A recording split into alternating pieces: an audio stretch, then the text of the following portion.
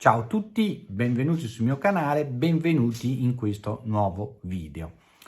Oggi parliamo di NDE, parliamo di un caso italiano di cui forse avrete sentito parlare.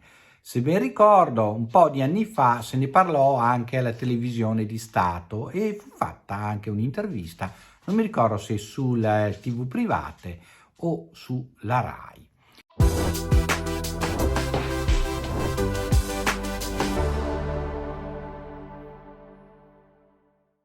Quindi parliamo dell'NDE di Anna Maria.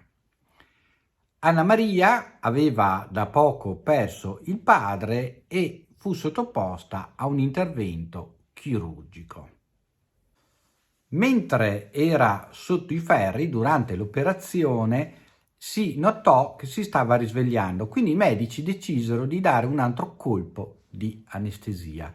Successe però che questa seconda anestesia le provocò un arresto cardiaco immediato. Quindi Anna Maria rimase col cuore fermo. Praticamente era morta e rimase così per 3 minuti. Nel frattempo furono chiamate a intervenire prontamente l'equipe di cardiologi. Nel frattempo che il cuore di Anna Maria era fermo, cosa stava succedendo? Anna Maria ci racconta che dall'alto si stava godendo tutta la scena. Si ritrovò improvvisamente fuori dal corpo e iniziò un'esperienza che lei dichiara indimenticabile.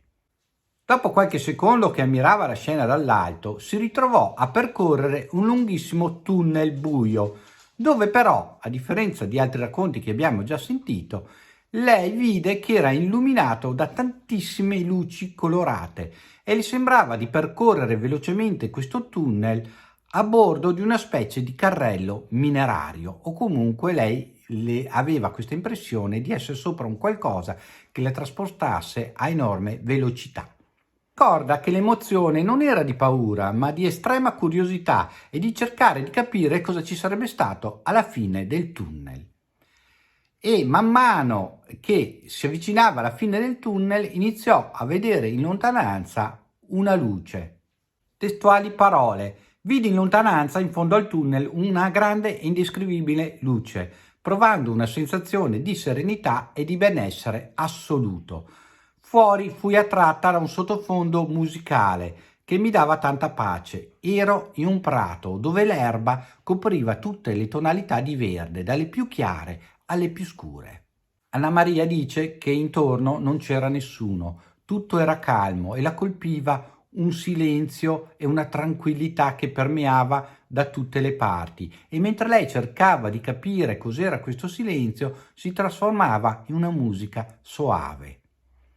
Nel frattempo era indecisa, non sapeva se doveva recarsi da qualche parte o se doveva stare semplicemente ferma, e cominciò a guardarsi intorno. Sentiva l'erba proprio appena sfiorarle il corpo, ma capiva che non era più un corpo fisico, non riusciva a identificare questa sensazione, che era però anche una sensazione di gioia e tranquillità. Dice Anna Maria che si sentiva leggera, priva di ogni preoccupazione e anche priva di ogni sensazione fisica sgradevole e del peso del corpo. E mentre era lì, che cercava di capire il da farsi, vide una figura che si avvicinava piano piano verso di lei. Quando fu a una ventina di metri lo riconobbe. Era il papà scomparso da pochi mesi. Era una forma eterica, ma quando le si avvicinò, lei si commosse e corse ad abbracciarlo e si abbracciarono. Si rese conto di non sentire il braccio, di non sentire il peso del corpo fisico. Le parole di Anna Maria, citiamo: la cosa strana che mi colpì maggiormente fu quella di non avvertire la fisicità dell'abbraccio. Chiese notizie di mamma, che era trapassata l'anno precedente. Il papà gli rispose che in questo momento, era il periodo della guerra nella ex Jugoslavia, la mamma era in missione a ricevere le anime dei bambini che arrivavano in grande numero. Benissimo che le parole non si esprimevano con la bocca, ma si sentivano e si trasmettevano attraverso la testa, cioè si sentivano nel pensiero, e quindi attraverso questo pensiero col papà ebbe una lunga conversazione. Nel frattempo racconta Anna Maria, sentendosi così felice e così in contatto col padre e quindi con la voglia di vedere anche e di percepire il pensiero della madre, espresse dentro di sé il desiderio di rimanere in quel posto, dimenticandosi di tutto, della famiglia che aveva a casa, della figlia che allora era piccola e di tutti i suoi impegni umani. Questo però, ovviamente, il papà che percepì questo pensiero, questo desiderio, non lo voleva. Iniziò a dirgli che lei doveva tornare indietro, che questo non era il suo momento e che aveva delle responsabilità, quindi doveva terminare dei compiti e delle cose da fare sulla terra. A quel punto troncò ogni suo pensiero, imponendosi, dicendo che lei doveva tornare indietro, e disse testuali parole: la vita tua ti sta aprendo all'essere di luce che sei, cancella ogni tuo pensiero e sappi che sarò sempre al tuo fianco. A questo punto, con tanta tenerezza, la abbracciò e poi lentamente si staccò da lei, la fece un gesto come respingerla indietro, si girò e iniziò a camminare verso il punto da dove era arrivato. Quando il papà scomparve all'orizzonte, improvvisamente Anna Maria si sentì risucchiare all'indietro.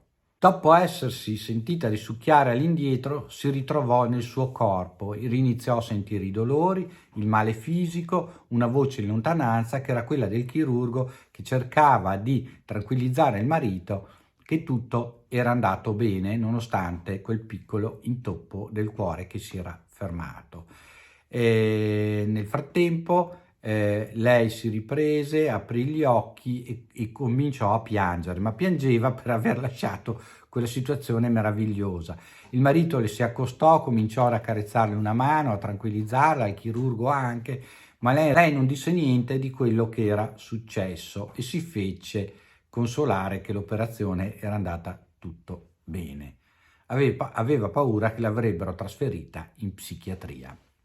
Dice Anna Maria che ebbe anche un po' di sofferenza anche dopo l'operazione, che però tutta questa sofferenza che ha avuto è stata anche a fin di bene, che gli ha insegnato che senza sofferenza non c'è gioia e quindi a volte anche i momenti di difficoltà vanno visti per quello che sono in realtà momenti in cui noi cambiamo e questo cambiamento ci porta a migliorare e a godere appieno delle cose che la vita ancora ci dona. Scienza, dice Anna Maria, la maturò anche dal punto di vista spirituale e quindi cominciò a essere più disponibile nei confronti degli altri, ad apprezzare tutte le cose create per noi nell'universo e nel mondo e nella vita attuale, ad amare di più la vita e le persone stesse, anche nelle piccole cose. Anna Maria è tutt'oggi viva e vivente in Italia e fra le altre cose, ha avuto un secondo momento di forte spiritualità che andremo a vedere in un prossimo video.